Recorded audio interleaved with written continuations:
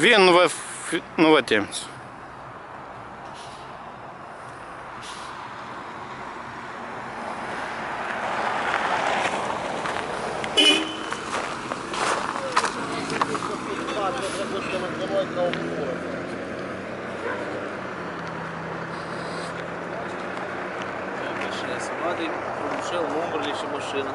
Da, da. Dar aveți drept să parcați aici mașini, da? Noi lucrăm aici, noi nu parcăm, noi lucrăm. Dar mașinile văd că stau parcate. Voi văd că lucrați, nu știu, lucrați, nu lucrați, dar mașinile stau parcate. Aveți dreptul? Конечно. Da, în baza la și lege. Și lege? Da. Bază carte de repartizare. Poftim? Bază carte de repartizare. Și ce spune carte de repartizare și reprezentați? Că eu nu știu de așa lege.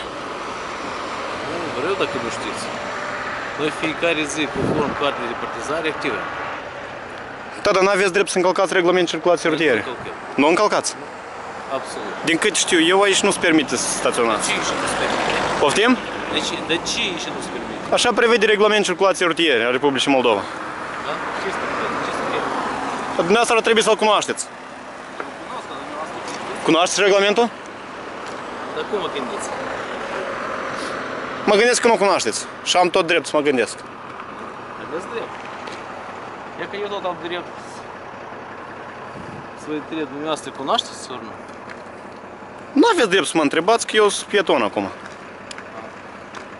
Pot și. Poftim? Pot și. Și pot și. Și am pieton. Și? Dar până acum a fost șoferul, nu? Și când deplasați, trebuie și să atenți. Și eu sunt atent. Drum, dar nu uitați pe împrejur. Eu vă arăt, și să atenți.